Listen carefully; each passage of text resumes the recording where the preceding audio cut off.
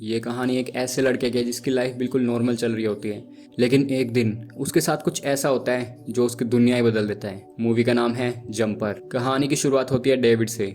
School का एक normal सा लूजर टाइप लड़का, उसे अपनी स्कूल की एक लड़की पसंद होती है जिसका नाम होता है मिली। एक दिन डेविड डिसाइड करता है कि वो मिली को एक ग्लास ग्लोब गिफ्ट करेगा, लेकिन तभी उसके स्कूल का एक बुली आ जाता है जो उस गिफ्ट को बर्फ से जमी हुई लेक पे फेंक देता है। डेविड उस गिफ्ट को लेने लेक के ऊपर चला जाता है, पर बर्फ टूट जाती है और वो सीधा पानी में गिर जाता है और डूबते डूबते अचानक वो एक लाइब्रेरी में टेलीपोर्ट हो जाता है। डेविड सोचता है कि मैं मरने वाला था और अचानक लाइब्रेरी में कैसे पहुंच गया। डेविड घर जाता है जहां उसका अपने स्ट्रिक्ट और थोड़े इनसेंसिटिव डैड से झगड़ा हो जाता है और फिर वो फिर से उसी लाइब्रेरी में टेलीपोर्ट हो जाता है। अब उसे समझ आ गया कि उसके पास टेलीपोर्ट होने की पावर है। अब क्या, डेविड अपने घर से भाग जाता है और अपनी पावर्स की ट्रेनिंग शुरू करता है। लेकिन ये बंदा सुपर हीरो बनने के बारे में सोचता भी नहीं है। वो पावर का फायदा उठाता है और बैंक लूट लेता है। 8 साल बाद डेविड अब एक रिच, स्टाइलिश और कॉन्फिडेंट बंदा बन चुका है। वर्ल्ड टूर, बार्स में चिल, लड़कियां, मजे, जिंदगी एकदम मस्त चल रही होती है। लेकिन एक दिन जब वो अपने घर आता है तो वहाँ एक सफेद बाल वाला डार्क स्किन का बंदा उसका वेट कर रहा होता है जिसका नाम है रोलैंड। रोलैंड एक टेलीपोर्टर हंटर होता है, पैलेडिन्स नाम के ग्रुप का एक मेंबर, और इन लोगों के पास ऐसे गैजेट्स हैं जो टेलीपोर्टर्स को रोक सकते हैं। डेविड मुश्किल से बचता है और टेलीपोर्ट करके वापस होम टाउन चला जाता है। वहाँ उसकी मुलाकात अपनी पुरानी क्रश मिली से होती है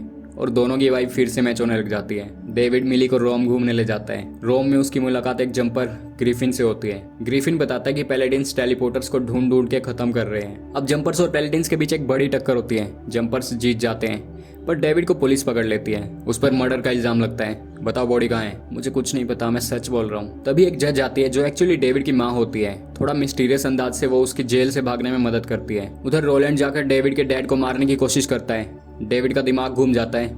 अब रोलैंड को खत्म करना ही पड़ेगा वरना मिली भी सेफ नहीं है। डेविड और ग्रिफिन मिलकर टीम बनाते हैं। डेविड अपनी पावर्स मिली को दिखाता है और उसे ग्रिफिन की हाइड आउट में ले जाता है, पर पैलेडिन्स पोर्टल के थ्रू वहां पहुंच जाते हैं। एक बड़ी फाइट होती है। ग्रिफिन रोलैंड को हराता है, लेकिन रोलैंड मिली को पकड़ लेता है। ग्रिफिन बोलता है पूरा घर उड़ा दो, पर डेविड उसे रोक लेता है क्योंकि अब उसका अपनी पावर्स पर फुल कंट्रोल होता है। चल भाई मिलके करते हैं। डेविड मिली को बचा लेता है और रोलैंड भी शायद उस कैनियन में मर जाता है। लास्ट में डेविड अपनी माँ से मिलता है जो बताती है कि वो भी पहले एक पैलेडियन थी और डेविड को बचाने के लिए उसने सब कुछ छोड़ा था। अब वो डेविड को फ्री कर देती है और डेविड फाइनली मिली के पास चला जाता है जहां दोनों एक नई जिंदगी शुरू करते हैं। मूवी यहीं खत्म होती है। अगर तुम्हें कहानी पसंद आई हो तो कमेंट में जरूर बताना बेस्ट सीन क्या लगा, रोलैंड बेडेस था या नहीं, और हाँ, चैनल को सब्सक्राइब करना मत भूलना। मिलते हैं अगली मूवी की समरी में।